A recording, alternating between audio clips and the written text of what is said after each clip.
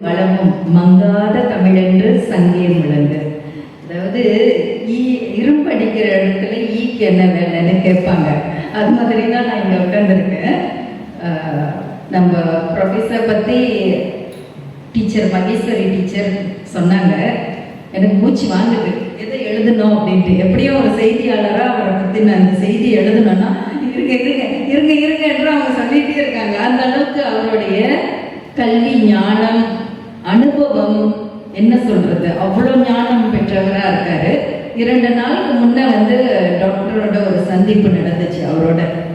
அப்போ சிஸ்டர் புஷ்பா சொன்னாங்க பேட்டி எடுங்கன்னாங்க. ஒரு கேள்வி தான் கேட்டேன். டாக்டர் பேசிட்டு இருக்கும்போதே எனக்கு தோணுது இடைச்சர்களா ஏதாவது கேட்கணுமே, இல்லை அவரை இதை தொட்டு கேட்கலான்னு நான் யோசிக்கும் போதே அது அவரே கேட்டுறாரு. கேட்டுட்டு அதுக்கு பதில் நான் அப்படியே உட்காந்துருக்கேன். என்னடா இது, நம்ம இங்கிருந்து எப்படி அவர் படிக்கிறாரு, நம்ம மனசு படிக்கிறாருங்க அவரு. அவ்வளோ ஞானம் அவருக்கு. எனக்கு பிரமிச்சிட்டேன். நான் சொன்னேன் டாக்டர் உங்களை எனக்கு ரொம்ப பிடிச்சிருக்கு அப்படின்னு சொல்லிட்டு. அவ்வளோ ஞானம் வச்சிருக்காரு. நம்ம என்ன இங்க தோன்றது அவருக்கு இங்க தோணி இப்படி வாய் வழியா வருது. அவருடைய பதிலும் வார்த்தைகளும் அவரே கேள்வி அவரே பதில். எனக்கு அவர் வேலையே கொடுக்கல, ஒரே ஒரு கேள்வி பேட்டி முடிஞ்சு போச்சு. ஸோ ஆக டாக்டரை சந்திச்சதுல இந்த வாய்ப்பு எனக்கு கொடுத்ததில்ல நிச்சயமா மகிழ்ச்சிங்கிறத விட பெருமை தான் அடைகிறேன். எனக்கு மிகப்பெரிய வாய்ப்பு இது அப்படின்ட்டு நான் நினைக்கிறேன். டாக்டர் நம்மளை பத்தின அறிமுகம் அவங்க சொல்லிட்டாங்க. தலைப்பு ஆன்மீகமும் ஆரோக்கியமும்.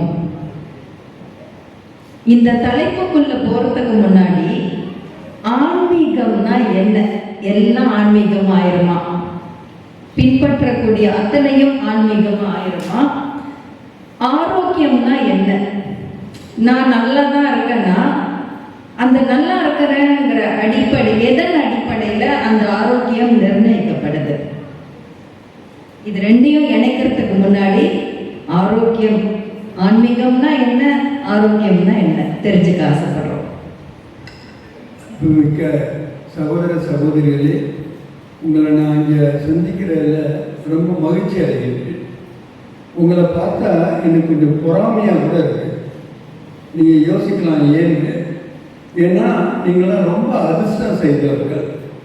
இந்த நிகழ்ச்சியில் கலந்து கொள்வதற்காக வந்திருக்கின்றீர்கள். இன்னைக்கு இங்கே எவ்வளோ ஜனத்தொகை இருக்குன்னு உங்களுக்கு தெரியும். இன்னைக்கு சண்டே வேறு. ஆனாலும் கூட நீங்கள் மட்டும் வந்திருக்கீங்க அப்படின்னா இது கடவுளுடைய ஒரு சித்தம் என்று தான் நம்ம சொல்ல வேண்டும். அதனால தான் நான் சொன்னேன், நீங்கள் எல்லாமே விவிஐபிஸ் அப்படின்னா வெரி வெரி இம்பார்ட்டன்ட் பர்சன். எப்படி சொல்கிறேன்னா, இப்போ ஒரு மினிஸ்டரை பார்க்கணும், சீஃப் மினிஸ்டரை, கவர்னரை பார்க்கணுன்னா அப்பாயின்மெண்ட் வாங்கணும். அவங்கள போய் பார்க்கறதுக்கு முன்னாடியே போய்க்கிறோம், வெயிட் பண்ணி அவங்கள சந்திப்போம். அதானே அப்படி தானே இருக்கும். என்னை பார்க்க நீங்கள் யாருமே வரல.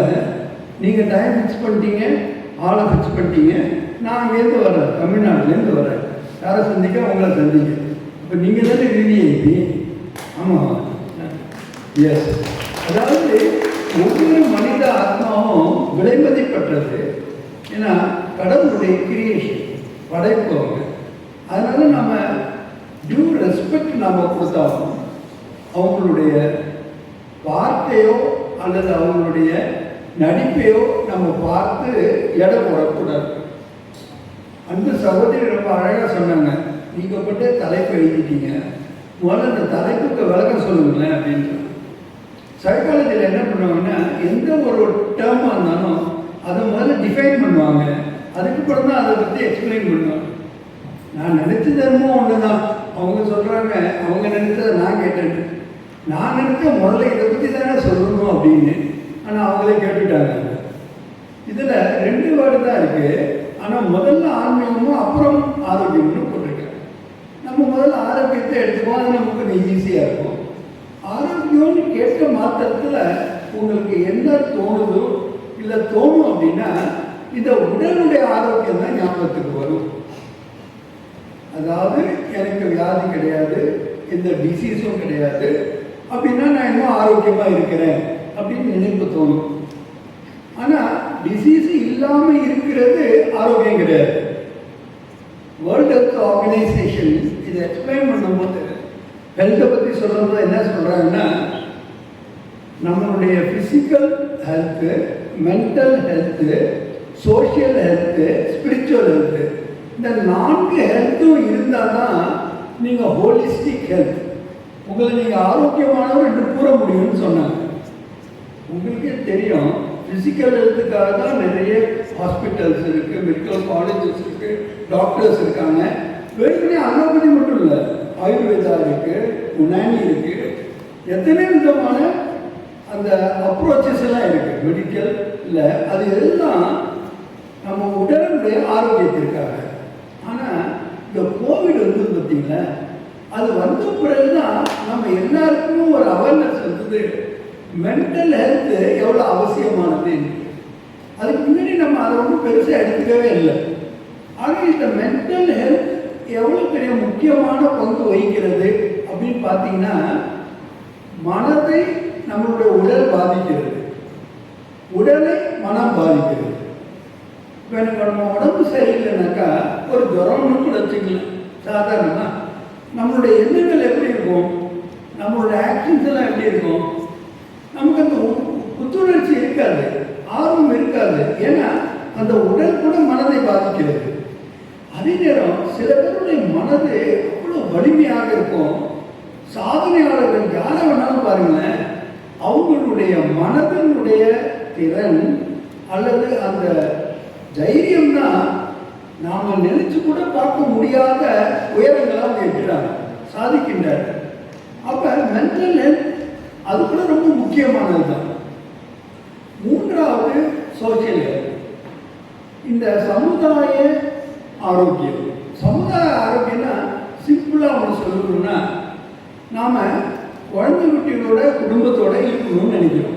ஏன் நினைக்கிறோம்? ஏன்னா நம்மளாம் சோசியல் பீயிங். நாம் வந்து எல்லாமே யாருமே சன்னியாசம் கிடையாது. சன்னியாசம் 1-2 பேர் தான் இருப்பாங்க, 1000 கோடியில் லட்சத்தில் 1 பேர் தான். நம்ம எல்லாமே குழந்தை குட்டிகளோட தான் இருக்கணும்னு ஆசைப்படுறோம். ஆசைப்படுறீங்க தானே? காரணம் we are the social being. அதுக்கு பல விளக்கங்கள் இருக்கு. இப்போ சில பேர் பாருங்க, ரோட்டரி கிளப்பு, லயன்ஸ் கிளப்பு, அந்த மாதிரி கிளப்பில் மெம்பராக இருப்பாங்க. அவங்க ஏன் அதில் போய் சேர்றாங்க? அவங்க வேலை எல்லாமே இருக்கு, இல்லை அவங்க தொழில் பார்க்கலாம்ல, குடும்பத்தை பார்க்கலாம்ல. ஏன்னாக்கா they want the identity as a social reformer. இந்த சமுதாயத்துக்கு நான் நன்மையை செய்யறதுன்னு என்ன, பிறர் ஐடென்டிஃபை பண்ணணும்னு விரும்புகிறாங்க. Because we are the social being. இப்போ சோசியல் ஹெல்த்னு ஒன்று இருக்கு. இப்போ முதல்ல நாம் இண்டிவிஜுவலாக இந்த உடலுடைய ஆரோக்கியம், மன ஆரோக்கியத்தை மட்டும் பார்த்தோம். இப்போ நாம் பார்க்குறோம் சோசியல், நம்மளுடைய அந்த ஆரோக்கியம் ரொம்ப பாதிக்கப்பட்டு. முதல்ல டைவர்ஷன் இந்த பண்ணுறாங்கன்னா, குடும்பத்தில் பிரிஞ்சு போயிடறாங்க கணவன் மனைவி. அது எங்கேயோ ஒன்று தான் நடக்கும், ஊரில் 2-3 தான் நடக்கும். இப்போ தெருவில் கூட நிறைய வீட்டிலே நடக்குது. முதல்ல நியூக்ளியர் ஃபேமிலி மட்டும்தான் இருந்தது. அப்பயே யோசித்தோம், நம்ம ஒரு கூட்டு குடும்பம் இல்லையே, இப்போ என்ன ஆகும்னு தெரியலையே அப்படின்னு. இப்போ இந்த வேர்ல்ட் ஹெல்த் ஆர்கனைசேஷனோட ரிப்போர்ட்டில் சொல்கிறாங்க, 70% பார்க்கட்டு சில்ட்ரன், அதாவது ஒன்று அம்மா கூட இருக்கும், இல்லைன்னா அப்பா கூட தான். அந்த குழந்தையோட நிலைமையை நினைச்சுப்பாங்க. ஒரு குழந்தை மன அளவில், மன ரீதியாக நன்றாக வளர வேண்டும் என்றால் தாயினுடைய அன்பும் தந்தையினுடைய கண்டிப்பும் வேணும்.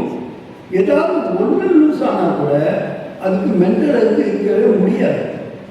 அப்போ சிச்சுவேஷன் எவ்வளோ மோசமாயிட்டு இருப்பாருங்க சோசியலில். அதுவும் இல்லாமல் இப்போ வந்திருக்கின்ற வளர்ச்சி, விஞ்ஞான ஒரு பக்கம் பார்த்தா எங்கேயோ போயிட்டு இருக்கு, பயங்கர ஃபீல்டில்.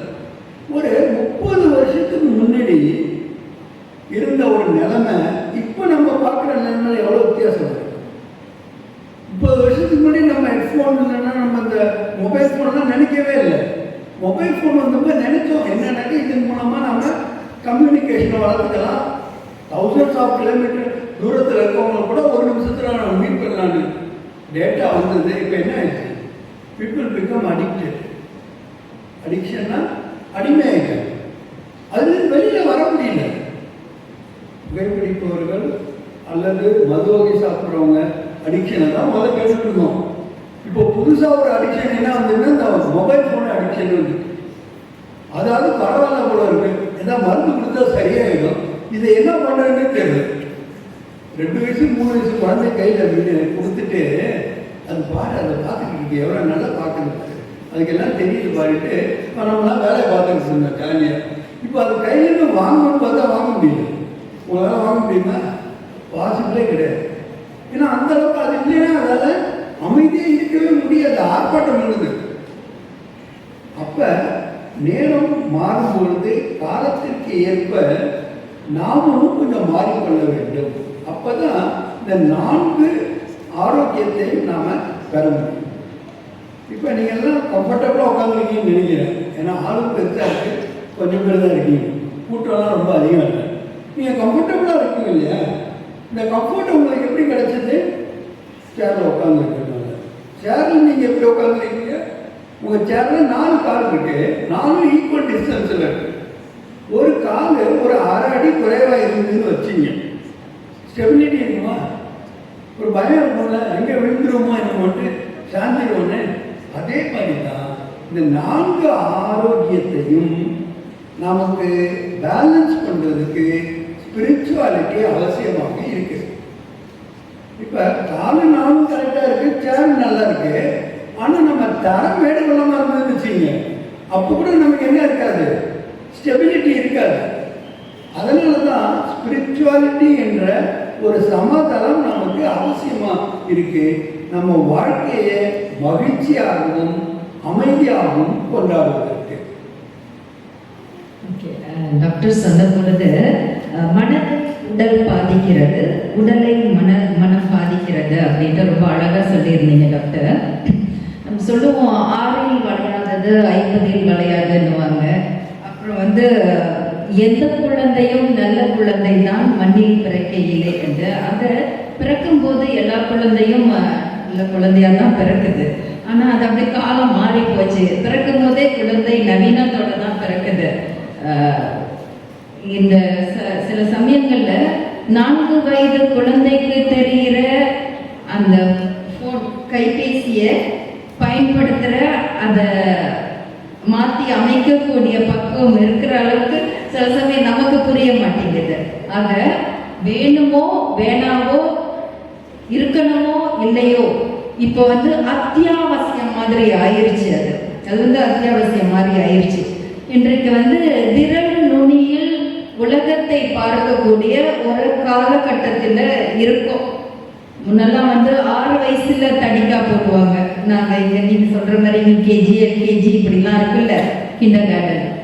இப்போ 3 வயதுல போட்டாங்க, இப்போ 2 வயசுலயே கொண்டு விட்டுறாங்க. நினைக்கிறேன் குழந்தை பிறந்தோடனே தூக்கிட்டு போய் கொடுத்துருவாங்க போல இருக்கு, அந்த அளவுக்கு இருக்கு. ஆக இது காலத்தின் கட்டாயமாகவும் இருக்குது டாக்டர். சரி, இது இன்னும் எதை நோக்கி போக போகுதுன்னு தெரியல.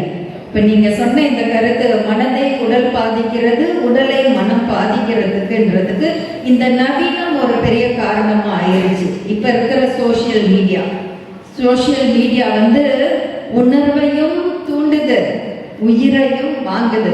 அந்த நிலை தான் இப்ப எத்தனையோ சம்பவங்கள் அண்மையில மலேசியாவை பொறுத்த வரைக்கும் கூட இந்த புள்ளி கேஸ் ஆகட்டும் எல்லாமே இந்த நவீனம், இந்த தொழில்நுட்பம் ஒரு வழி காட்டிருச்சு. ஆக 6இல் வளையாதது 50இல் வளையாதுன்ற மாதிரிலாம் சொல்றாங்க. சரி, ஒரு குழந்தைக்கு எந்த வகையில, அதாவது வளர்ந்துகிட்டு இருக்கிற ஒரு குழந்தைக்கு அது சரியா வளரணும்னா இனி வரும் காலங்களிலோ இப்போதைக்கோ ஆன்மீகம் என்ன பண்ணலாம், என்ன செய்ய முடியும்? நீங்கள் ரொம்ப கரெக்டாக சொன்னீங்க. குழந்தைங்க ரொம்ப இன்டெலிஜென்ட்டாக இருக்கு. அது மொபைல் ஃபோன் விஷயம் மட்டும் இல்லை. நான் சொல்கிறேன்னா ஒரு 50 வயசுக்கு மேலே உள்ள என்ன சொல்கிறேன், நம்ம பேரண்ட்ஸுக்கு முன்னாடி பர்டிகுலராக ஃபாதருக்கு முன்னாடி கூட போக மாட்டோம். நமக்கு எதுவும் வேணும்னா கூட மதர் மூலமாக தான் போவோம். ரிக்வஸ்ட்டு பேசுகிறவங்களுக்கு தைரியம் இருக்காது அவங்களுக்கு முன்னாடி. இப்போ குழந்தைங்க அவங்களுக்கு தெரியும் எப்படி இருக்கிறாங்கன்னு சொல்லிட்டு. அவங்க இன்டெலிஜென்ட்டாக இருக்கிறாங்கிறத நான் மறுக்கவே இல்லை. அது ஒரு முன்னேற்றத்தினுடைய அறிகுறி தான். ஆனால் இன்னொரு பிரச்சனை என்னன்னா, இன்டெலிஜென்ஸ் அதிகமாக இருக்கு, ஆனால் எமோஷனல் இன்டெலிஜென்ஸ் இருக்கா? இப்போ நம்மளுடைய ப்ராப்ளம் என்னன்னா, வாழ்க்கையை நம்ம அமைதியாக வாழணும் மினிமம், அடுத்து மகிழ்ச்சியாக வாழணும், அதுக்கு அடுத்த ஸ்டேஜ் திருப்தியாக வாழணும். இது எதுக்குமே வழி இல்லாமல் போயிடுச்சு. காரணம் என்னன்னா, நம்மளுடைய எமோஷனல் இன்டெலிஜென்ஸும் இல்லாமல் போயிட்டு, ஸ்பிரிச்சுவல் இன்டெலிஜென்ஸும் இல்லாமல் போயிட்டு. அதனால தான் பார்த்தீங்கன்னா முதல்லலாம் என்ன சொல்லுவாங்கன்னா, புத்திசாலியாக இருந்தாலும் வச்சுக்க வாழ்க்கையில் வெற்றி அடைஞ்சிடும். கொஞ்சம் காலம் கழிச்சு சொன்னால் வெறும் புத்திசாலியாக இருந்தால் மட்டும் வாழ்க்கையில் வெற்றி அடைய முடியாது, எமோஷனல் இன்டெலிஜென்ஸும் வேணும். அப்போ தான் ஹெச்ஆரில் கான்செப்ட்லேயே பல மாற்றங்களை கொண்டு வந்தாங்க. இப்போ தான் சொல்கிறாங்க, எல்லாமே புரிஞ்சுக்கிட்டாங்க, ஸ்பிரிச்சுவல் கோஷன்ட் இருக்கணும். வெறும் ஐக்கியூ இன்டெலிஜென்ட் கோஷன்ட் இருந்தால் பத்தாது, ஈக்யூ எமோஷனல் கோஷன்ட் இருந்தால் பத்தாது, ஸ்பிரிச்சுவல் கோஷன்ட் இருந்தால் தான் you will lead A life அப்படின்னு சொல்கிறாங்க. இப்போ தான் கரெக்டாக இந்த ஸ்பிரிச்சுவாலிட்டி எசிஸ்ட் அவர் கேள்வி கேட்டாங்க. ஸ்பிரிச்சுவாலிட்டிக்கு அதுக்கு என்ன சம்பந்தம் அப்படின்னு சொல்லிட்டு, ஸ்பிரிச்சுவாலிட்டி அப்படின்னு கேட்குறோம். அந்த வார்த்தையை கேட்டோன்னே நம்ம மைண்ட் எல்லாம் என்ன வரும் அப்படின்னா, கோயில், பூஜை, புனஸ்காரம், இல்லை நாம் பண்ணுற சில ட்ரெடிஷ்னல் பக்தி, இந்த பக்தி தான் ஞாபகத்தில் வரும். ரிலிஜனோ அல்லது பக்தியோ ஸ்பிரிச்சுவாலிட்டி இல்லை. இந்த ரெண்டுக்கும் உள்ள டிஃபரன்ஸை நம்ம புரிஞ்சுக்கிட்டா போகலாம். ஏன்னா ஸ்பிரிச்சுவாலிட்டிங்கிற word starts with spirit. Spirit அப்படின்னாலே லைஃப்னு அர்த்தம். இந்த லைஃப் எனர்ஜி தான் ஸ்பிரிட்னு சொல்கிறாங்க. அப்போ லைஃப் எனர்ஜி பற்ற ஒரு அறிமுகம், ஒரு அறிவு, ஒரு அனுபவம், இதை தான் ஸ்பிரிச்சுவாலிட்டின்னு சொல்கிறோம். இப்போ ஒரு சின்ன கேள்வி இருக்கிறது. நீங்கள் எல்லாம் ரொம்ப படித்தவங்க தான், ரொம்ப படிக்காதாலும் படித்தவங்க, நான் ஏற்றுக்கொள்கிறேன். படிக்காதவங்க இங்கே இருக்க முடியாது. நீங்கள் இப்போ நம்மளுடைய பர்செப்ஷன் என்ன, ஹவு வி ஃபீல் இட் அப்படின்னா, கண்ணு பார்க்குது, காது சொல்ல மாட்டேன் கேட்குது, வாய் பேசுது. இதில் ஒன்றும் சந்தேகம் இல்லை. இது எல்லாருக்கும் நம்ம அந்த பர்செப்ஷன் இருக்கு. ஆனால் நான் இன்னொரு கேள்வி கேட்டால் மாற்றக்கூடாது, இதிலே கரெக்டாக நிற்கணும். பார்க்குறேன் உங்களுடைய திறமை எவ்வளோ இருக்குன்னு. இப்போ இறந்து போன ஒரு சரீரம் இருக்கு, பிரேதம்னு சொல்கிறாங்க, டெட் பாடின்னு சொல்கிறாங்க. அந்த டெட் பாடியில் கண் இருக்குல்ல, ஏன் பார்க்கல? என்னது சொல்லுங்க சொல்லுங்க. உயிர் இல்லை, அப்போ பார்த்தது கண்ணா உயிரா? இப்போ மாட்டிக்கிட்டீங்கள. நாம நினைச்சுக்கிட்டு இருக்கோம் கண்ணு பார்க்குதுன்னு, ஆனா உயிர் போயிடுச்சுன்னா பார்க்க முடியல, கேட்க முடியல, பேசவும் முடியல. அப்படின்னு என்ன அர்த்தம்? உயிர் தான் இதெல்லாம் செய்யுது. இந்த உடல்ல இருந்து பார்க்கறதுக்கு கண்ணை பயன்படுத்துது, கேட்கறதுக்கு காதை பயன்படுத்துது, பேசுறதுக்கு வாயை பயன்படுத்துது. எலக்ட்ரிசிட்டி ஒரு எனர்ஜி தான்.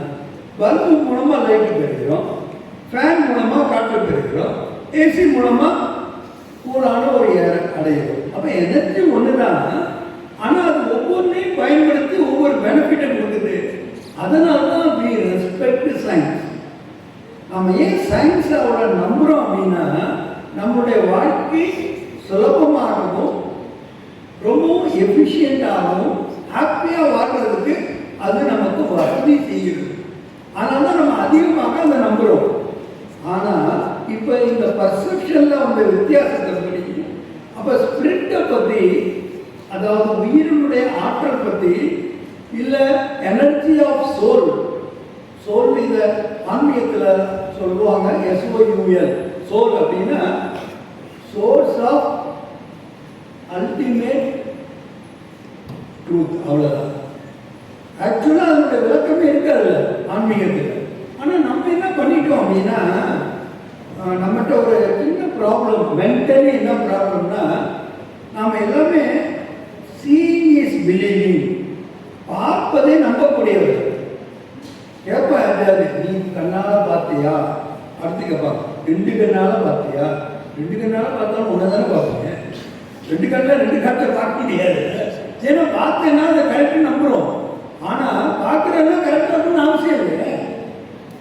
காணொலியும் தெரியுது, நீங்களாக தெரியுது, பக்கத்தில் போனாக்க ஒன்றுமே இல்லை, பாலைவனத்தில்.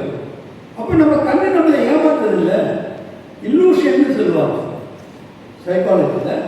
இதை ஏமாற்றுறதுல அதிகமாக ஒர்க் பண்ணுறது நம்ம கண்ணு தான். நீங்கள் பார்த்தீங்கன்னா இந்த ஃபோட்டோஸ்லாம் சொல்லுங்கள், சோஷியல் மீடியால எல்லாம் பிரச்சனை, குடும்பத்துல எல்லாம் என்ன பிரச்சனை வரும் தெரியுமா?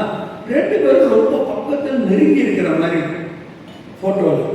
இவங்க இங்கே நிற்பாங்க, அவங்க 2 அடி தள்ளி தான் நிற்பாங்க.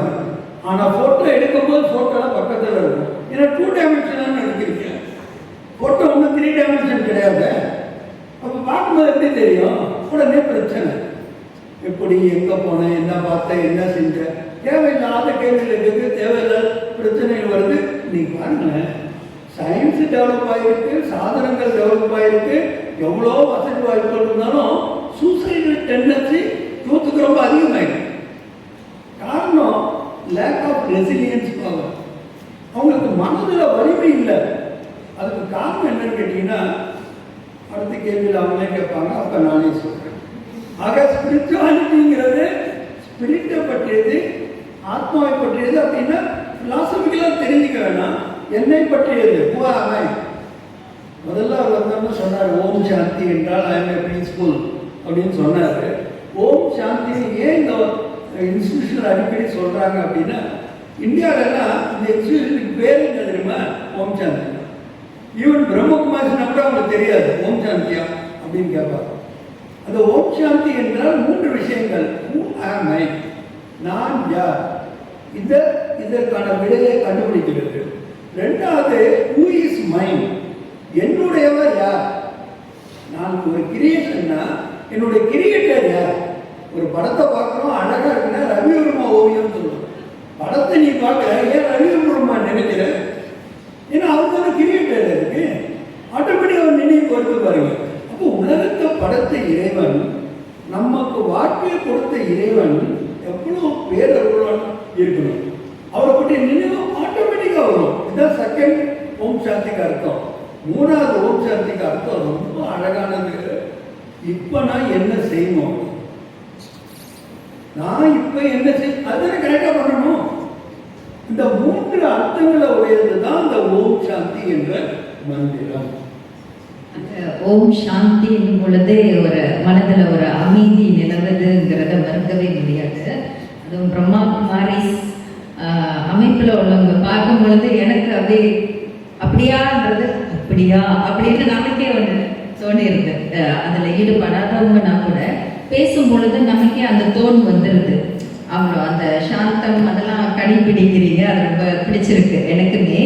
டாக்டர் ஆரோக்கியத்தை பற்றி சொல்லும் பொழுது முன்பு நம்மளோட வாழ்க்கை முறையில் இயற்கையாகவே அது அமைக்கப்பட்டிருந்தது.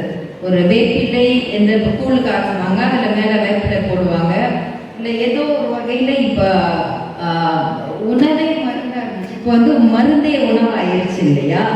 சரி, இன்றைய ஆரோக்கிய தேடலில் சில பேர் உடற்பயிற்சி போவாங்க, இல்லை உணவு கட்டுப்பாடு இருக்கும், இல்லை ஜிம்முக்கு போவாங்க.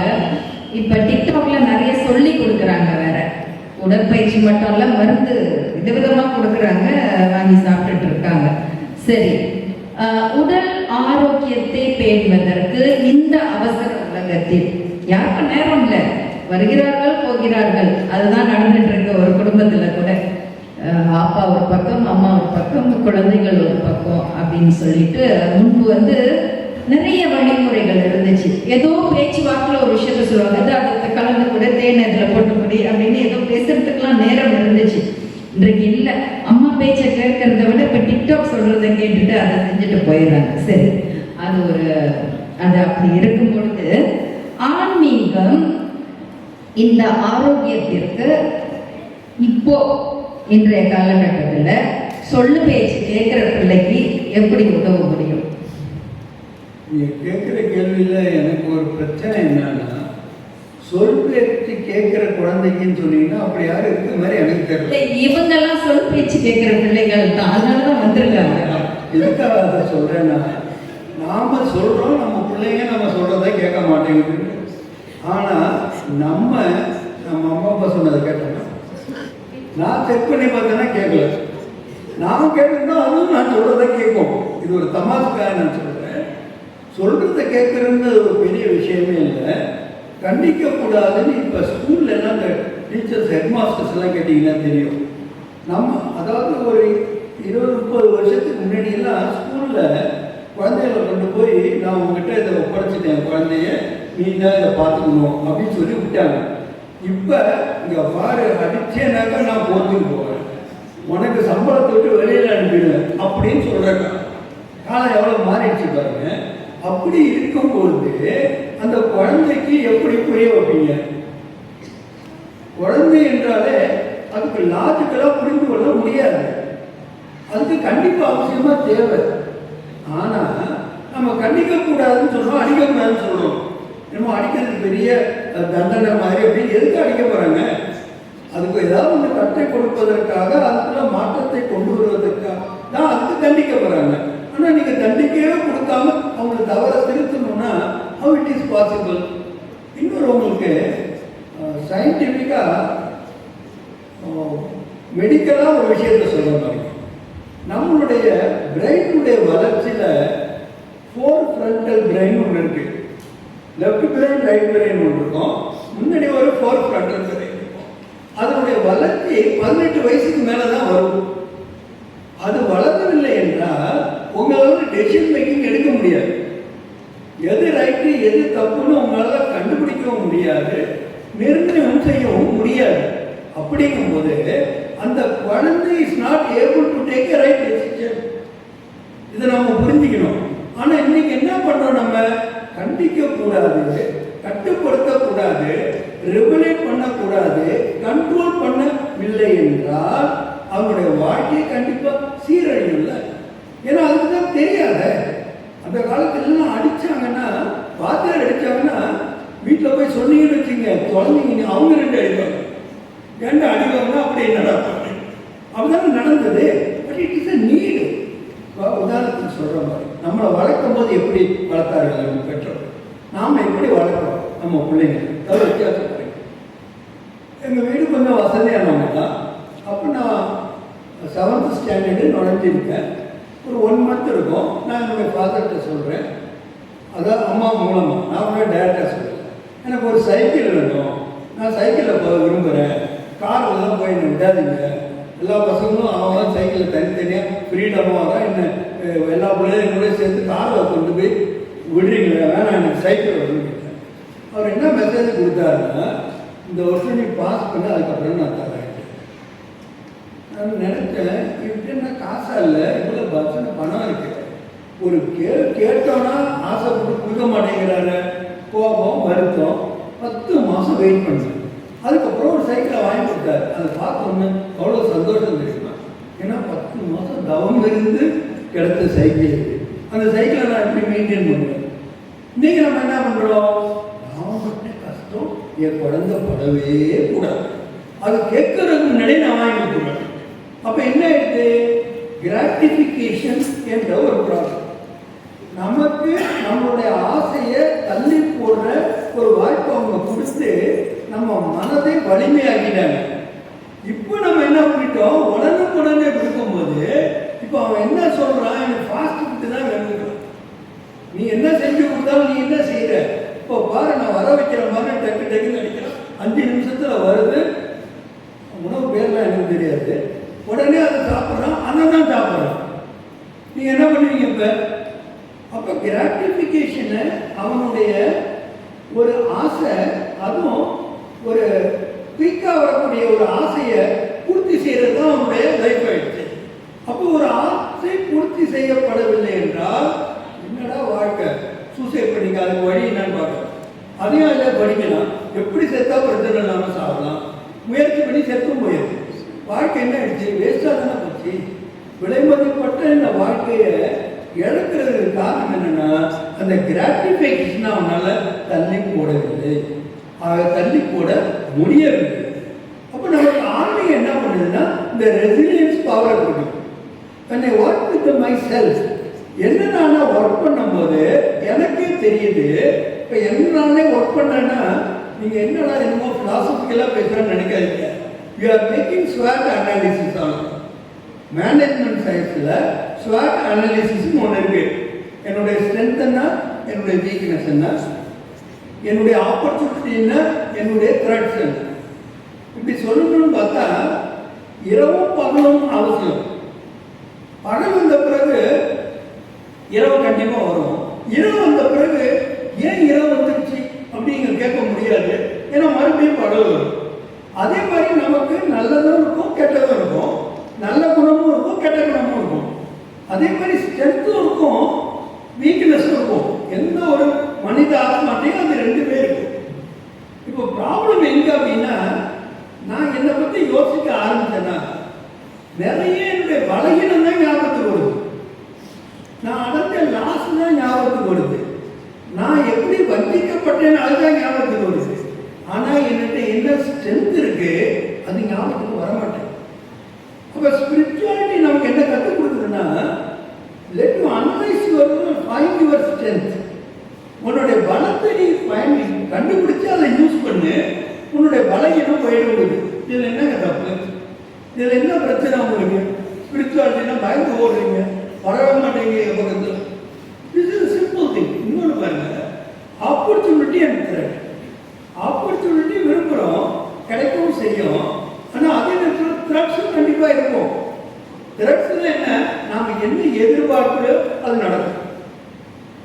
அந்த எதிர்ப்பையும் மீறி தடைகளையும் மீறி நாம் முன்னேறும் போது தான் வாழ்க்கையில் திருப்தி இருக்கும். இப்போ நிறைய பேர் இந்த சூசைட் பண்ணிக்கவங்க யாருன்னு பார்த்தீங்கன்னா, இளம் வயதில் ஐடியில் ஒர்க் பண்ணுறவங்க. அதாவது மாதம் 1.5 லட்சம் 1 லட்சம் சம்பாதிக்கிறது. அதுவும் இந்த கோவிட் பீரியடில் நிறைய பேர் செத்தாங்க. ஏன் அவங்க ஆராய்ச்சி பண்ணி பார்த்தா என்ன கண்டுபிடிச்சாங்கன்னா, இவன் என்ன பண்ணிட்டான், 1.5 லட்சம் ரூபா சம்பாதிக்கிறான், 1.5 கோடி ரூபாய்க்கு வீடை வாங்கிட்டான். நம்ம தான் 1.5 லட்சம் சம்பாதிக்கிறோமே. கோவிட் வந்தது, வேலை போச்சு, சம்பாதிக்க முடியாது, பணத்தை எப்படி கட்டுறது? எங்கேருந்து வரும் பணம்? ஆசை, தேவைக்கு மீறி ஆசைப்பட்டு கடனை வாங்கி இன்வெஸ்ட் பண்ணிட்டு அடைக்க முடியாததுனால எதுக்குறான்னு தூப்பாடிட்டு அடுத்த பர்பஸ் வாழ்க்கையில் என்னென்ன அர்த்தம் இருக்கு? அப்போ நம்ம தேவைக்கு மேலே ஆசைப்படுறத கட்டுப்படுத்தக்கூடிய சக்தி நமக்கு வேணுமா வேண்டாமா? இப்போ அதை தான் நமக்கு ஆன்மீகம் கொடுக்குது. அப்போ ஆப்பர்ச்சுனிட்டிஸ் கிடைச்சாலும் கூட அதை ஐடென்டிஃபை பண்ணணும், ஐடென்டிஃபை பண்ணி யூஸ் பண்ணணும். என்ன சொல்கிறாங்க, என்னுடைய முன்னேற்றத்துக்கு இந்த தடை வந்துட்டு நான் என்ன பண்ண முடியும், அதனால நான் என் வாழ்க்கையை முடிச்சுக்கிட்டேங்க. ஆனால் ஒரு கதவு அடைக்கப்பட்டால் மறு கதவு திறக்கப்படும். இது நியதி, நேச்சுரல் நேச்சர். இது நமக்கு ஸ்பிரிச்சுவாலிட்டியில் புரிய வந்துடும்.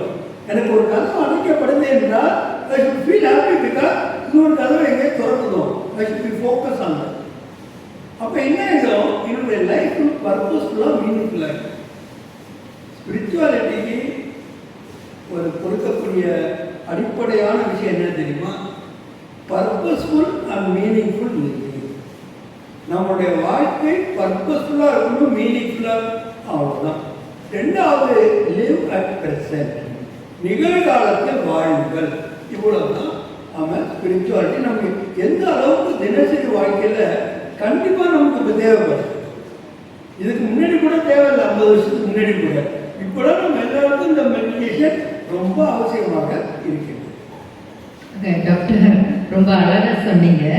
நீங்கள் நல்ல வேலை குழப்பி விட்டான்னு சொல்லாமல், அதாவது என்றைக்கு இந்த பிறகு இங்கே ரோத்தான் சொல்கிறோம், ஆசிரியர்கள் அடிக்க கூடாதுன்னு ஒரு கட்டளை சட்டம் வந்துச்சோ அன்றைக்கு நம்ம மாணவர்கள் நம்ம கையில் இல்லாமல் போயிட்டாங்களோன்ற ஒரு சிந்தனை வருது. ஆக பிள்ளைகளுக்கு கஷ்டத்தை தெரியாமல் வளர்க்குறாங்க, கேட்டது கஷ்டப்படாமையே அவங்களுக்கு கிடைச்சிருது அப்படின்லாம் சொன்னீங்க. ஆக இன்றைக்கு அந்த காலத்தில் அப்படின்னா நீங்கள் நினைப்பீங்க, அப்போ உங்களுக்கு எத்தனை வயசு அப்படின்ட்டு. அந்த காலத்தில் நான் சின்ன பிள்ளையா இருக்கும் பொழுது கிணற்றுக்கு குவளை தண்ணீர் நான் கட்டுரை எழுதியிருக்கேன். என்னுடைய வாழ்க்கை இது. அதாவது கிணறு தான், 7 கிணறு தண்ணி எடுத்து 8 வயசுல குடும்பத்தோட துணி துவைப்பேன். இப்போ எனக்கு 49 வயதுங்க, 50 அடுத்த வருஷம். ஆக எனக்கு ஒரு 8 வயதுக்கெல்லாம் நான் குடும்ப துணி துவைப்பேன். ஆக கிணறு வத்திரும். நீங்க கிணறு வச்சிருந்தீங்களா வீட்டில்? கிணறு ஓகே, நிறைய பேர் வீட்டில் இருந்திருக்கோம். 7 உரை கொண்ட கிணறு. தண்ணி வத்திட்டோன்னு எனக்கு என்ன செய்வேன், 2 கிலோமீட்டர் தள்ளி போய் ஒரு சின்ன டப்பா எடுத்துட்டு போயிட்டு வாலின்னு சொன்னாங்க. தண்ணி எடுத்துட்டு வந்து ஊற்றுவேன். தண்ணி ஏறும் அப்படின்னு சொல்லிட்டு வெயில் காலத்துல. அப்புறம் அம்மா காட்டிய ராட்டினம், காலி பாட்டில்களும் அம்மா தந்த உணவுன்ற கட்டுரைகள்லாம் எழுதியிருக்கேன். ஆக அந்த காலகட்டம் வந்து சுயமா வளர்றதுக்கோ ஒரு வாழ்க்கையை நோக்கிய தேடலுக்கோ வழிகாட்டுச்சு. நான் ஜெயிச்சிடணும், நான் வந்துடணும், நான் வாழ்ந்துடணும் அப்படின்ற தேடல்கள்லாம் இருந்துச்சு. சரி, இதை ஏன் சொல்லிட்டு வந்தேன்னா, அப்பவும் குறும்புகள் இருந்தது. இந்த அடி உதையெல்லாம் வாங்கி நாம செதுக்கப்பட்டிருந்தோம். அப்போ டாக்டர் சொன்னீங்க, நானும் அப்போ வந்து இதுதான் இருந்தேன், நான் மட்டும் பேச்சை கேட்டேனான்ட்டு. ஆனா டாக்டர், நீங்க 24 டிப்ளோமா டிகிரின்னு சொல்றாங்க, 16 மாஸ்டர் பட்டம் அப்படின்னு சொல்றாங்க, பிஹெச்டின்னு தென்னது சொல்லும் பொழுது அங்க அப்படி இருந்த அந்த குழந்தை இதை நாங்க தெரிஞ்சுக்கணும்னு ஆசைப்படுறோம். நீங்க அன்னைக்கு பேசும்பொழுது சொன்னீங்க, எனக்கு பரீட்சை இருக்கு, எக்ஸாம் இருக்கு, போகணும்னு. இந்த வயதுல படிச்சுக்கிட்டு இருக்காரு. எப்படி சாத்தியம் இது? ஏன்னா இப்ப எங்களுக்கு இது தேவையா இருக்கும். நீங்க சொல்றது இது அடங்கும். ஆரோக்கியம், ஆன்மீகம் இதெல்லாம் நீங்க அனுபவிச்சுக்கிட்டு அதுல அதைத்தான் கடந்து வந்துட்டு இருக்கீங்க இல்லையா? எப்படி சாத்தியம் இது? எங்களுக்கு அது கேட்கும் போதே ஆச்சரியமா இருக்குது. அது கொஞ்சம் எங்களுக்கு ஷேர் பண்ணலாமே, உங்களுடைய இந்த தேடல். நியாயமான கேள்வி. நான் இத்தனை டிகிரி வாங்கியிருக்கேன்னு சொன்னாங்களே தவிர நான் ஸ்கூல் டீச்சரோ கால் டீச்சரோன்னு சொல்லவே. அப்போயே உங்களுக்கு தெரிஞ்சிருக்கும் நான் டீச்சரும் கிடையாது, ஸ்கூல்லையோ காலேஜ்லையோ. அப்புறம் எப்படி படிச்சுட்டு இருந்தேன், அப்புறம் ஏன் படித்தேன்? இதில் இன்னொரு இன்ட்ரெஸ்டிங் என்னென்னா, படிக்கிறது எதுக்காக? வேலைக்கு போகிறதுக்காக. நான் வேலையை ரிசைன் பண்ணுறேன், வாலண்டியர் ரிட்டையர்மெண்ட் வாங்க 2001.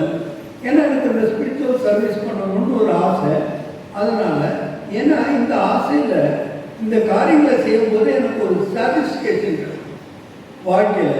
அதனால் என்னடா சம்பாதிச்சு என்ன பண்ண போகிறோம், நமக்கு என்ன கமிட்மெண்ட்டாக இருக்குது, குழந்தையா குட்டியாக இருக்குது, சரி விட்டு நம்ம போவோம் அப்படின்னு சொல்லிட்டு ரிசைன் பண்ணுறேன். ஃபஸ்ட்டு வேலை என்ன பண்ணேன்னா, ஐ ஸ்டாப் அனதர் ப்ரோக்ராம், இன்னொரு மாஸ்டர் டிகிரி படிக்கணும். ஒருத்தர்கிட்ட பேசிகிட்டு இருக்கும்போது நான் சொல்கிறேன், எனக்கு படிக்கிறது ரொம்ப ஆர்வம், படிச்சுக்கிட்டே இருக்கேன். சொன்னார், என்னங்க பிறந்த நான் உங்களாலெல்லாம் எம்சிஏலாம் பண்ண முடியாது, கம்ப்யூட்டர் அப்ளிகேஷன் அப்படின்னு. நான் கிட்ட ஏன் அப்படி சொல்கிறீங்க? நீங்கள் பயாலஜி ஸ்டூடெண்ட்டு, உங்களுக்கு மேத்தமெட்டிக்ஸ் பேசிக்ஸே இருக்காது, உங்களால் செய்ய முடியாது அப்படின்னு சொன்னார். ஏன் பண்ணதில் என்ன வந்ததுன்னா, நாலேஜ் வந்து டிஃப்ரெண்ட் ஃபீல்டு இருக்குது. ஃபிலாசபி கூட ஒரு நாலேஜ் தான். அதே மாதிரி ஸ்பிரிச்சுவாலிட்டியில் we are gaining the secrets of life. வாழ்க்கையினுடைய ரகசியத்தை நாம் புரிந்து கொள்கிறோம். Spiritual knowledge is the highest among all the knowledge. Physics, chemistry இது எல்லாத்துக்குமே ஒரு லிமிட்டேஷன் இருக்கும். ஆனால் ஸ்பிரிச்சுவல் நாலேஜுங்கிறது ரொம்ப வாஸ்ட்டு. அதையே என்னால் புரிஞ்சிக்க முடியுதுன்னா, லெட் மீ டேக் டெஸ்ட் எடுத்து பார்ப்போம் ஒரு சான்ஸ் அப்படின்னு சொல்லிட்டு ஜாயின் பண்ணேன் மதுரை காமராஜ் யூனிவர்சிட்டியில் எம்சிஏ. அப்போ எங்களுக்கு அந்த பிஸ்னஸ் எஜுகேஷனில் படிக்கிறவங்களுக்கு பர்சனல் கான்டாக்ட் ப்ரோக்ராம்னு கிளாஸ் நடக்கும். ஒரு கிளாஸில் 100-150 பேர் உட்காந்துருப்பாங்க. எல்லாம் உட்காந்துருந்தாங்க ஹாலில். நான் உள்ள நுழைஞ்சேன். உடனே எல்லாம் ஏசிட்டாங்க. அவங்க நினைச்சாங்க நான் தான் டீச்சர் கூட எடுத்து வந்திருக்கேன். நான் போய் முன்னாடி எவ்வளோ உட்காந்தேன். ஏன்னா ஐ ஸ்டூடெண்ட் நான் என்ரோல் பண்ணியிருக்கேன். சொன்னால் நம்ப மாட்டீங்க, within 2 years I got first class. I am not at all a mathematics student, but I could pass with the first class in MCA. How it is possible? உங்களுக்கு ஒரு தைரியம் இருந்ததுன்னு வச்சீங்க, ஆர்வம் இருந்ததுன்னு வச்சீங்க, உங்களுக்கு அதுக்கு உதவி செய்வதற்கான ஒரு ஆசிரியர் கிடைச்சான்னு வச்சீங்க, you can pass with honor. அப்போதான் என் லைஃப்பில் எனக்கு ஒரு இது தன்னம்பிக்கை வந்தது. முடியாதது என்று எதுவுமே இல்லை. இம்பாசிபிள்ங்கிற அந்த வார்த்தையிலேயே ஐ ஆம் பாசிபிள் அப்படின்னு இருக்கு. நம்ம எங்க அதை பார்த்தோம்? இம்பாசிபிள், முடியாது, அது முடியாது, இது முடியாது, என்னால் முடியாது, எனக்கு தெரியாது, எனக்கு வராது, எனக்கு அதை சொல்லி தரல, இப்படிதான் நினைக்கிறோம். இதெல்லாம் என்ன? Limiting beliefs. நம்மளுடைய வளர்ச்சியை, முன்னேற்றத்தை தடுக்கக்கூடிய ஒரு பிலீஃப் தான் இருக்கு. That is not the truth. உதாரணத்துக்கு நானே கேட்கிறேன், கற்றுக் கொடுக்காம உங்களால் கற்றுக்கொள்ள முடியுமா? ஆசிரியரும் பள்ளியும் இருக்கு, தெரியாதவங்களுக்கு சொல்லிக் கொடுக்க ஆசிரியர் கற்றுக் கொடுக்கிறார். அப்ப கற்றுக் கொடுக்காம உங்களால் கற்றுக்கொள்ள முடியுமா? முடியும்னு வாழ்க்கையில் கற்று எப்படின்னு கேட்குறீங்களா? பிஎஸ்சி அக்ரி படிச்சுட்டு இருக்கேன், 3rd இயரில். எங்களை கூட்டிகிட்டு போகிறாங்க கொடைக்கானலுக்கு, ஒரு 4 days கேம்ப்பு. அங்கே இருக்கிற மரங்களுடைய பொட்டானிக்கல் என்ன படிக்கணும். ஒரு ½ day எங்களுக்கு பர்மிஷன் தராங்க, நீங்கள் போய் அந்த லேக்கில் போட்டிங் போயிட்டு வாங்கினு. 6 பேருக்கான குரூப்பாக பிரித்து விட்றாங்க. அந்த 6 பேர் குரூப்பாக நான் தான் லீடரு. அங்கே போகிறேன், வழியில் ஒரு போட்டில் 6-7 போட்டு பேர் எழுதிருக்கு. நான் அவர்கிட்ட சொல்கிறேன், இந்த 3வது போட்டுடைய பேரை சொல்லி இதுக்கான ரசீது கொடுங்கன்னு சொல்லி. எத்தனை பேருங்க? 6 பேருங்க. பணம் கொடுங்க. அப்போ அவர் கேட்டார், இந்த போட்டா வேணும்னு கேட்டார். அப்போயாவது நான் யோசிச்சுட்டு ஏன்டா கேட்குறாரு. அந்த வயசில் அதெல்லாம் இங்கே யோசிக்கிற மாதிரி இருக்கும். இளம் வயசு தானே, 17 வயசு. அப்போ நான் உடனே என்ன பண்ணேன், ஆமான்னு சொல்லி வாங்கிட்டு போயிட்டேன். அங்கே போய் போட்டு ஓட்டுறவங்கள்ட்ட அதை கொடுத்து எங்களை கூட்டிகிட்டு போங்க. அவர் சொன்னார், சார் இது வந்து நீங்கள் படகு ஓட்டி போகணும், எங்கிட்ட போகணுன்னா அதுக்கு வேறு டிக்கெட் இருக்குது, 2க்கும் சார்ஜஸ் ஒன்று தான், நீங்கள் போய் மாற்றிட்டு வாங்க, மாற்றி கொடுப்பாங்கன்னு சொன்னார். அப்புறம் நான் தானே போனோம், ஏன்னா நான் தானே டிக்கெட் வாங்கிட்டு வந்தேன். நான் திருப்பி போனேன். அவர்கிட்ட போனோடனே முதல்ல ஒரு கேள்வி கேட்டார், நீ ஸ்டூடெண்ட்டு தானேன்னு கேட்டார். ஆமாம் அப்படின்னு. அடுத்த கேள்வி தான் எனக்கு கோபம் வந்துடுச்சு. என்ன கேட்டார், பேண்ட் சட்டை தானே போட்டிருக்கேன். அந்த வயசில் ஒரு அப்படி கேட்டால் எவ்வளோ கோபம் வரும். நீங்கள் ஒன்றும் மாற்ற வேணாம், கூட்டி டிக்கெட்டுன்னு வாங்கிட்டு வந்து பசங்க சொன்ன ஏறிக்கடை நான் கொடுக்க போகிறேன். எல்லாம் ஏறிட்டாங்க. அவங்களுக்கு தெரியும் எனக்கு ஓட்ட தெரியாது, படகு ஓட்ட தெரியாதுன்னு. ஆனால் இளங்கண்டு தான் பயம் தெரியாதுல்ல. அந்த ஏஜில் அந்த ஃப்ரெண்ட்ஸ் சொன்னால் எதுனாலும் கேட்கும். சரின்னு ஏறிட்டாங்க. நான் துடுப்பு போடுறேன், படகு மூவே ஆக மாட்டேங்குது. 5 நிமிஷம் ஆச்சு. நான் துடுப்பு போட நவரவே இல்லை படகு. அப்போ தான் நான் அடுத்த படகை பார்க்குறேன்.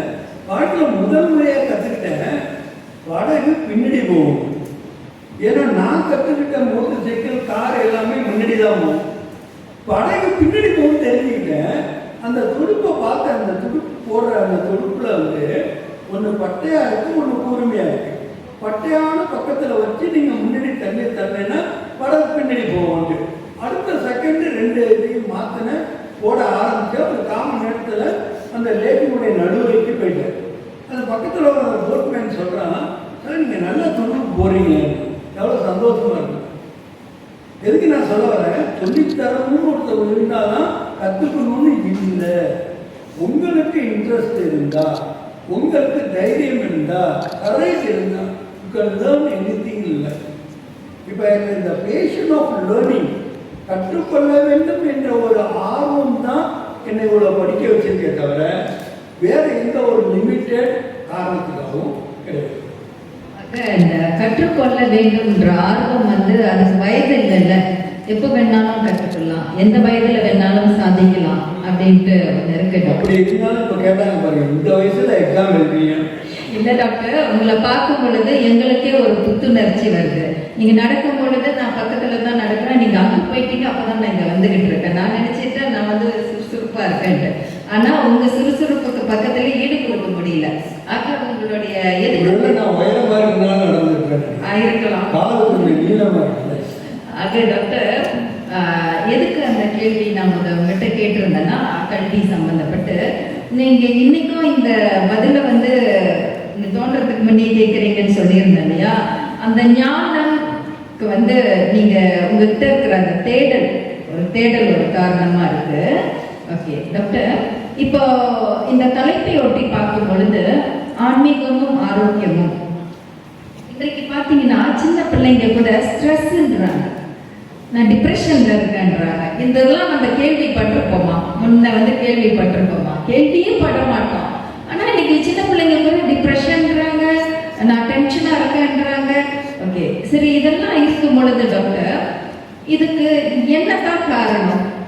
சரி, நவீனம் வந்துருச்சு, இன்னைக்கு வந்து நவீன சமூக வலைத்தளங்கள் வந்துருச்சு, அதெல்லாம் வந்துருச்சு. சரி, இன்னுமே மாறப்போது. நேற்று ஒரு செய்தி வாசிக்கும் பொழுது பறக்கும் கார் இப்ப தயாரிச்சுட்டாங்க, ஒன்று மார்க்கெட்டில் வரப்போகுது அப்படின்னு சொல்லிட்டு இது எந்த அளவுக்கு நம்மளை கொண்டு போகுது, ஏதாவது மீள்றதுக்கு ஏன்னா அந்த உலகத்துல தான் இருக்கோம், அந்த காலகட்டத்தில் தான் இருக்கோம், தவிர்க்க முடியாது, அதில் தான் போய்கிட்டு இருக்கோம். அந்த பொழுது இந்த ஸ்ட்ரெஸ்ஸு, இந்த டிப்ரெஷன், இது எதை நோக்கி போக போகுது டாக்டர்? நம்மளோட வளர்ச்சியோ, நம்ம சமயம் ஆன்மீகம், நம்ம ஆன்மீகத்தை பற்றி பேசுவோமே, நம்ம சமயம் எந்த அளவுக்கு கொஞ்சமாவது நம்மளை காப்பாற்ற போகுது, அதுக்கு என்ன வழி? இப்போ பிரம்மாகுமாரி அறவாரியத்துல நீங்க என்ன சொல்லி கொடுக்குறீங்க, என்ன செய்யறீங்க?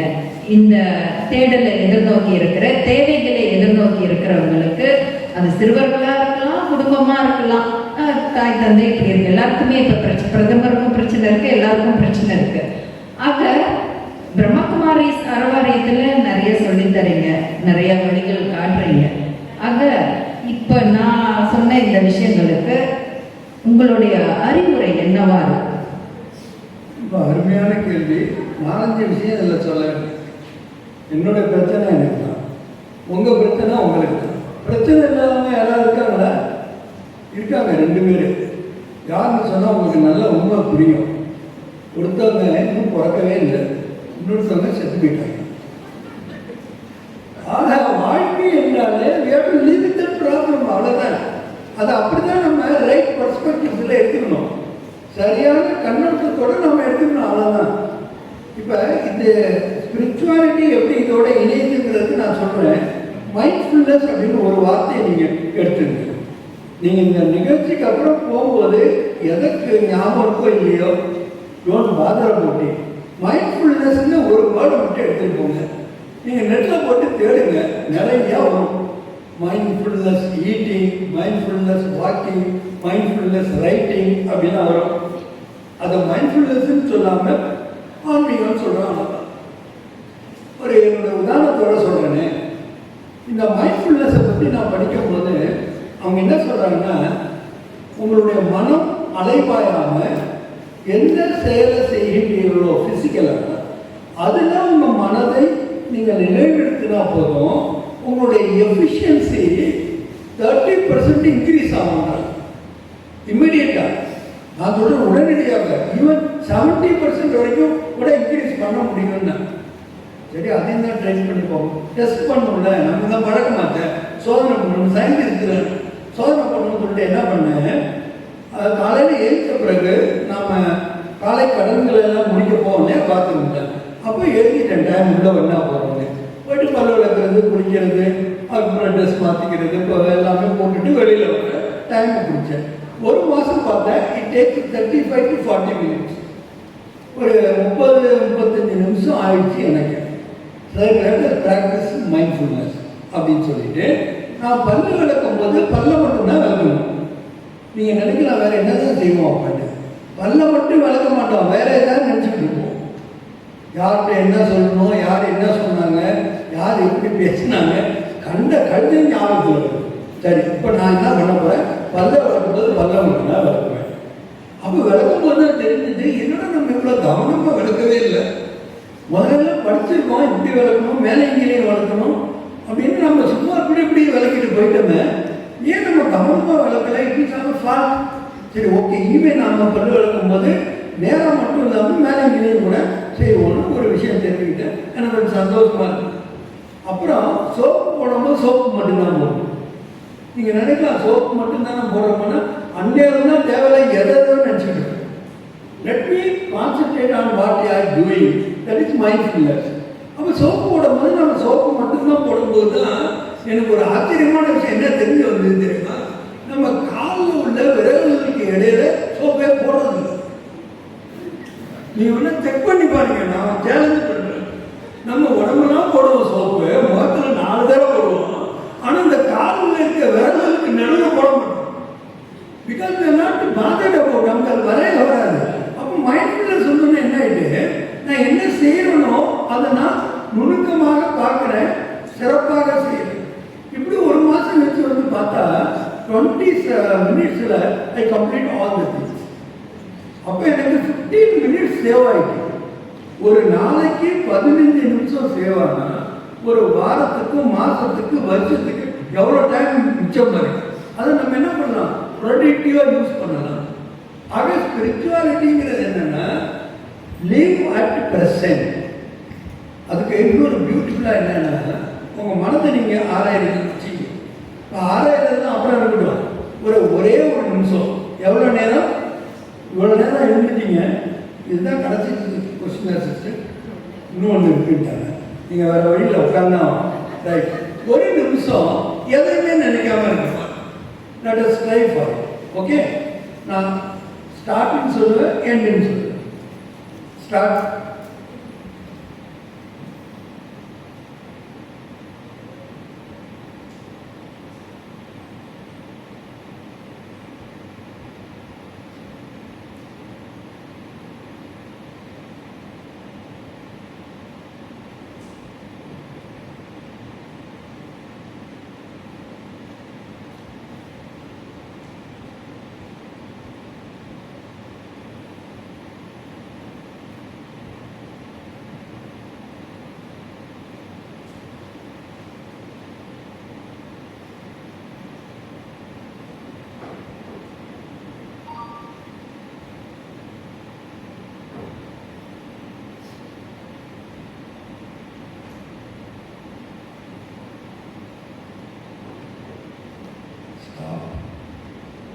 ஓகே, இப்போ ரொம்ப நேரம் ஆன மாதிரி தெரியல. நான் ஒரு நிமிஷம் தானே சொன்னேன். ரொம்ப நேரம் ஆன மாதிரி யாருக்கெல்லாம் தெரிஞ்சது கை தூக்குங்க. நிறைய பேருக்கு 90% நான் என்ன பண்ணிட்டு இருந்தேன் தெரியுமா, 1 2 3 60 வரைக்கும் சொன்னேன். நான் 60 செகண்டை 1 2 3 4 அப்படின்னே சொல்லிட்டு இருந்தேன்.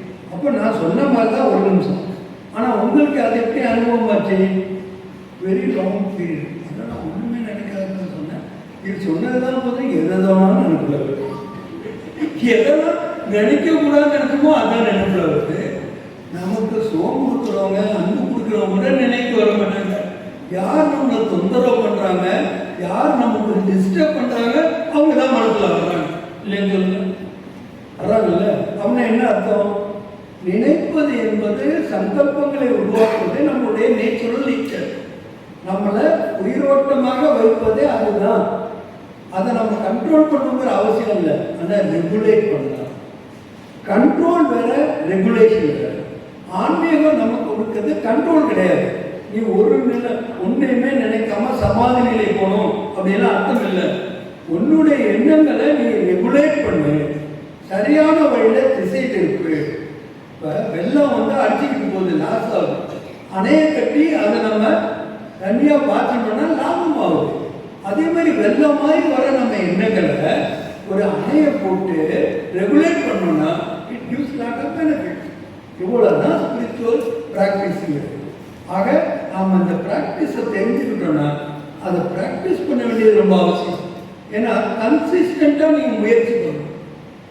இன்னொன்று, ஆரம்பத்தில் ஒரு 1 month தான் இருக்கும், எனக்கு மவுண்டோ போகிற ஒரு வாய்ப்பு கிடைச்சிது. அப்போ அங்கே இருக்கிற ஒரு சீனியர்கிட்ட நான் கேட்டேன், தியானம் பண்ணுறது எப்படின்னு எனக்கு தெரியுது, ஆனால் உட்காந்தேன்னா தியானத்தை தவிர மீது எல்லா நினைவும் வருது. இது வரைக்கும் நான் நினைச்சே பார்க்கல, அப்படிப்பட்ட கெட்ட எண்ணம்லாம் எனக்கு வருது. அதனால தான் எதுக்குடா தேவை இந்த யோகா மெடிடேஷன் கூட கேட்டேன். அப்போ தான் அவர் சொன்னார், காலி இடமா நீங்கள் வச்சிங்கனாக்கா 4 பக்கத்துலேருந்தும் புயல் காற்று வரதான் செய்யும். ஏன்னா ஐ ஆஃப்டர் ஸ்டார்ம் அப்படின்னு சொல்லுவாங்க. ஒரு புயல் ஏன் வருதுன்னா ஒரு வெற்றிடம் உருவாகும். அந்த வெற்றிடத்தை நிரப்புவதற்காக 4 பக்கங்களிலிருந்தும் காற்றுகள் வரும். அது ஒரு சுழற்சியை ஏற்படுத்தும். அதுதான் புயலுக்கு காரணம்.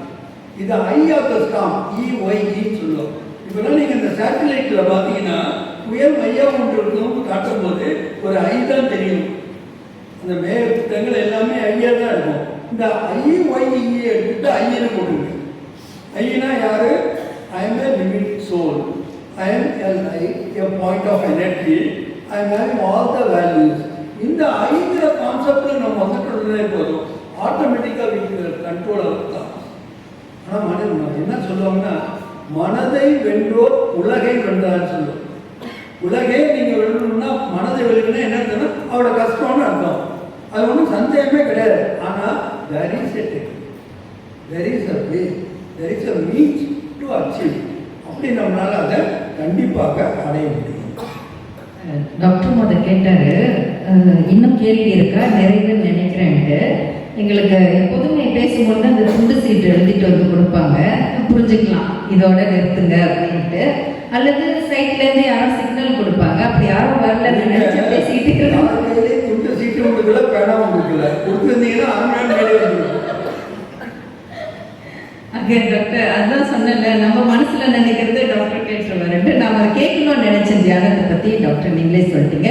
இருந்த போதிலும் எங்களுக்கு எளிமையா தியானம் சொல்றீங்க, ஒரு எளிமையா தியானம் பண்ணணும். இல்ல சில பேர் சொல்லுவாங்க பஸ்ல போய்கிட்டு கூட அதை நம்ம மனதை ஒரு நிலைப்படுத்தலாம் அப்படின்லாம் சொல்லுவாங்க.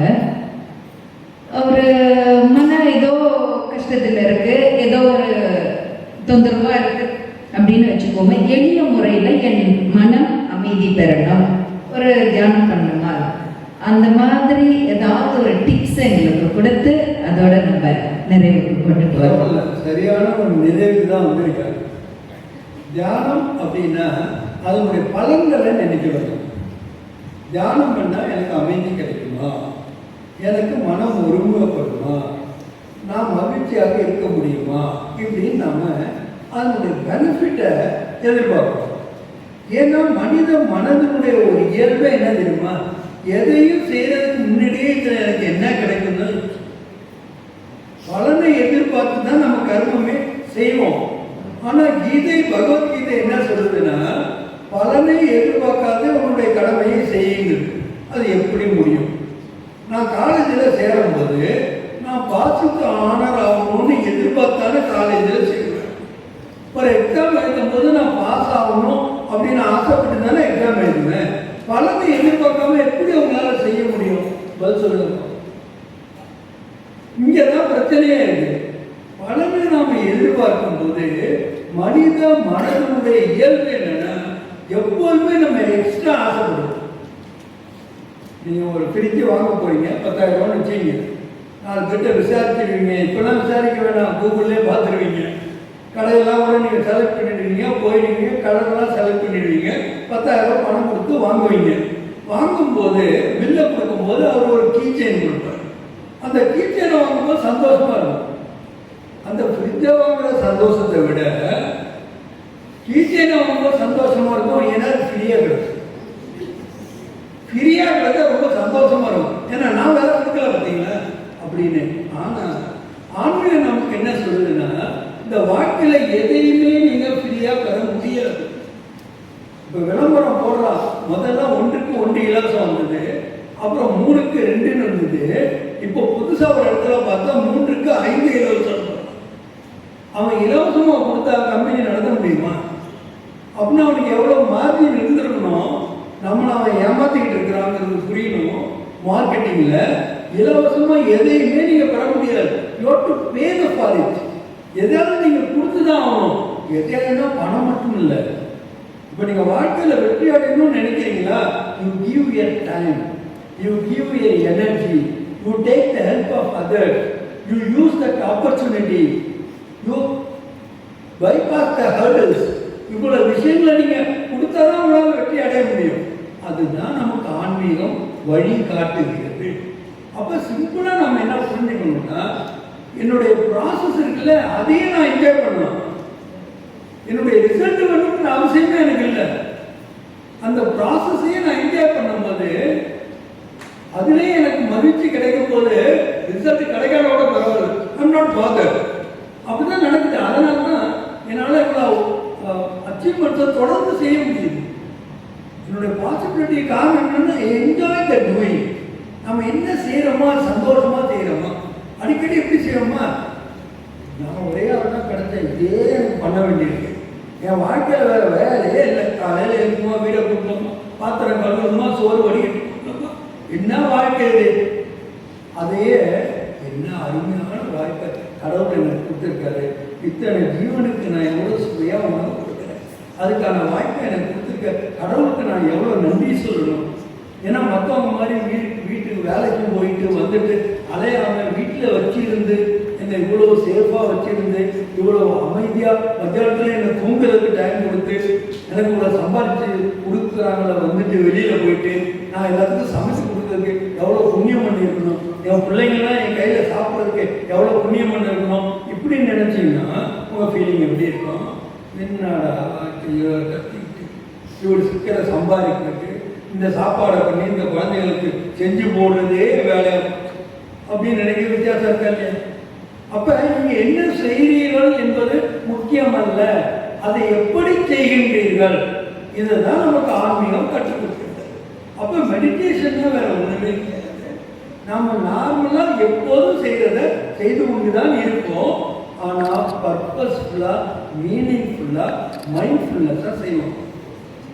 எதையுமே வேஸ்ட் பண்ண மாட்டோம். ஏன்னா கடவுள் நமக்கு கொடுத்த 5 பொக்கிஷங்கள் என்னன்னு தெரிஞ்சா உங்களுக்கு ரொம்ப ஈஸியா இருக்கும். நம்பர் 1 தாட் பவர், எண்ணங்களுடைய சக்தி. இன்னைக்கு எது சாதிச்சுனாலும் சரி உலகத்துல that starts from thought. Mahatma காந்திய ட்ரெயின் விட்டு தள்ளி விடுறாரு. அவர் டிக்கெட் வாங்கியிருக்காரு, அவருக்கு உரிமை இருக்கு. ஆனா அந்த உரிமையை மீறி அவர் இடத்துல தள்ளி விடுறாரு. நீ என்னோட டிராவல் பண்ண முடியாதுன்னு கீழே விழுந்தவர் என்ன அப்படி தள்ளி விட்டானே, நான் போய் கோர்ட்ல கேஸ் போடணும் அப்படின்னு அவர் நினைக்கல. அப்பதான் அவர் விடுதலை உணர்கிறார். இப்படி ஒரு அடிமைத்தனம் இருக்குன்னா இந்த அடிமைத்தனத்திலிருந்து மக்களை நான் விடுவிக்கிறதுக்கு நான் உழைப்பேன் அப்படின்னா இந்தியா தெரிஞ்சவர். அந்த ஒரு தாட் பாருங்க, இந்தியாவுக்கு உரிமை வாங்கி தரணும், ஃப்ரீடம் வாங்கி தரணும் போது நான் வயலன்ஸ் ஒரு விஷயத்தை சொல்றேன். 99 பேர் அதை ஏற்றுக்கொள்ளவே இல்லை. ஒரு மைட்டி பிரிட்டிஷ் நேதாஜி சப்போஸ் போஸ், உங்களுக்கு தெரியும், நேதாஜி ஒரு படையை அமைக்கிறார். அவங்களை எடுத்து நான் சண்டை பண்ணணும்னு இவர் சொல்றாரு, இல்லை நான் வயலன்ஸ் ஒன்று போதும், நான் அவங்களை வெளியே வைக்கிறேன். அன்னைக்கு உலகம் நம்பவே இல்லை. ஆனா ப்ரூவ் பண்ணி காட்டினாரு. ஒரே ஒரு வேல்யூ அதை அப்ளை பண்ணி ஒரு தேசத்துக்கு விடுதலை வாங்கி. அப்ப நம்மகிட்ட இருக்கக்கூடிய பேசிக் வேல்யூஸ் 7 வேல்யூஸ் இருக்கு. இதை நம்ம வெளிக்கொண்டாலே போதும். அமைதி என்ன, ஆனந்தம் என்ன, நம்மளுடைய வாழ்க்கையில மகிழ்ச்சி என்ன, திருப்தி என்ன, எல்லாமே நம்ம அனுபவம் செய்ய முடிகின்றது. அதனால தியானம் என்பது முதல்ல இந்த ஓம் சாந்திக்கு சொன்னாங்க, அதே தான் நான் யார். 2வது என்னுடையவர் யார், என்னுடைய கனெக்ஷன் யாருக்கு இருக்கணும்னா அந்த இறைவன் சொல்றோம் இல்லையா, ஒரு பரம்பொருள்னு சொல்றோம், சுப்ரீம்னு சொல்றோம், இல்லைன்னா நேச்சர்னு கூட நம்ம சொல்லலாம். அதனுடைய பவரோட நம்மளை இணைக்கணும். அந்த 2க்கு பேரு தான் தியானம். அப்ப அதுல இருந்து நம்ம சைஃபன் பண்ணணும் பவர்ஸ் கூட. இப்ப சூரியனுடைய ஒளி எல்லா இடத்துக்கும் படுது, எந்த வித்தியாசமும் பார்க்கல. சூரியனிலிருந்து ஒளி மட்டுமா கிடைக்குது, சக்தியும் கிடைக்குது, எனர்ஜியும் கிடைக்குது. அந்த லைட்டில் நீங்க பார்த்தீங்கன்னா இன்ஃப்ராரெட்னு ஒரு வெளிச்சம் இருக்கும், ஒவ்வொரு பக்கமும் அதனுடைய எனர்ஜி இருக்கும். அதே மாதிரி தான் God is also the knowledge of sun. அவரு ஞான சூரியன் என்று கடவுளை சொல்றோம். எப்படி சூரியன் மூலமா நம்ம இவ்வளவு லாபங்கள் எடுத்துக்கிறோமோ அதே மாதிரி கடவுள்கிட்ட நாம எல்லா சக்திகளையும் குணங்களையும் அந்த புரிதல்களையும் நாம எடுத்துக்கொள்வதற்கான ஒரு டெக்னிக் தான் இந்த மெடிடேஷன். ஆக ஊமை நான் யார், இப்ப இவ்வளவு நேரம் நினைச்சோட கண்ணு பார்க்கறது, இப்ப புத்தினா கண்ணு பார்க்கல, நான் ஆத்மா என்ற உயிர் தான் கண் மூலமா பார்க்கிறோம். I can differentiate from my body. இதுதான் என்ன சொல்லுவாங்கன்னா விட்னஸ் ஐன்னு சொல்லுவாங்க, ஒரு பார்வையாளராக பார்ப்பது. நீங்க என்னைக்கு பார்வையாளராக பார்க்க ஆரம்பித்து விட்டீர்களோ உங்களையும் பிறரையும் சூழ்நிலையும் நீங்க எதனாலும் பாதிக்கப்பட மாட்டீங்க. உங்களுக்கு எதுவுமே இன்ஃப்ளூயன்ஸ் பண்ண முடியாது. நீங்க இளைஞர்களுக்கு பெரிய சேலஞ்ச் என்னன்னா எவ்ரிதிங் இன்ஃப்ளூயன்ஸ். அவங்களால அவங்களை ப்ரொடெக்ட் பண்ண முடியல, ரெசிலியன்ஸ் பவர் இல்லை. அதுக்கு என்ன பண்ணி ஆகணும், வேற வழியே இல்லை, தியானம் பண்ணியே வேண்டும். நல்லது நல்லது டாக்டர். அதாவது நமது தேவைகள் மாறலாம், தேடல்கள் மாறலாம், சூழல் மாறலாம். இதற்கெல்லாம் மத்தியில அமைதிக்குன்னு ஒரு தேவை இருக்கு, ஆரோக்கியத்துக்கு தேவை இருக்கு, ஆன்மீகத்துக்கு தேவை இருக்கு. ஆக டாக்டரோட இன்றைய விளக்கத்துல பேசியதுல நிறைய தெரிந்து கொள்ளக்கூடிய வாய்ப்பு அமைந்தது. 10 பேருக்கு சொல்லாட்டினாலும் பக்கத்தில் இருக்கிற அம்மாக்கோ அப்பாக்கோ குழந்தைகளுக்கோ இதில் ஏதாவது ஒன்று நீங்கள் அவங்களுக்கு சோறு ஊட்டும் போது, சோறு போட்டு கொடுக்கும் பொழுது சொல்லலாம், இதில் இது இருக்கு, இதில் இது இருக்கு அப்படின்னு சொல்லிட்டு. ஆக நிறைய தெரிந்து கொண்டோம். இன்று ஞாயிற்றுக்கிழமை நிறைய பேருக்கு நிறைய வெளியில் உங்களுக்கு பொழுதுபோக்கு இருந்திருக்கலாம், டிவி நிகழ்ச்சி இருந்திருக்கலாம், கல்யாண காட்சிகள் இருந்திருக்கலாம். அதையெல்லாம் தாண்டி இத்தனை பேர் இங்கே வந்து இவ்வளோ நேரம் அமைதியாக கேட்டுக்கிட்டு இருந்தீங்க. ஆக நிச்சயமா ஆன்மீகமும் ஆரோக்கியமும் என்ற தலைப்பில் இன்று டாக்டர் வழங்கிய விளக்கம், சொற்பொழிவு நிச்சயமா நம்ம எல்லாருக்குமே பயன் தந்திருக்கோன்ட்டு நான் நம்புறேன். ஆக டாக்டர், உங்களுக்கு என்னுடைய நன்றியை தெரிவிச்சுக்கிறேன். குறிப்பா நன்றி சொல்றாங்கன்னா முடிச்சிட்டீங்கன்னு அர்த்தம். ஆமா. ஆக எனக்கு இந்த வாய்ப்பு கொடுத்த பிரம்மகுமாரி அறவாரியத்துக்கும் நெஞ்சார்ந்த நன்றியை தெரிவித்துக் கொள்கிறேன். நன்றி. எல்லாம் ஏன் கேட்டுட்டாங்க தெரியுமா? இவர் பேசுற வட்டம் முடிக்கிற மாதிரியே தெரியலையே. பரவாயில்ல, கரெக்டாக முடிச்சுட்டாருன்னு. உங்களுக்கு பாருங்க 7:30 குட் டைம்.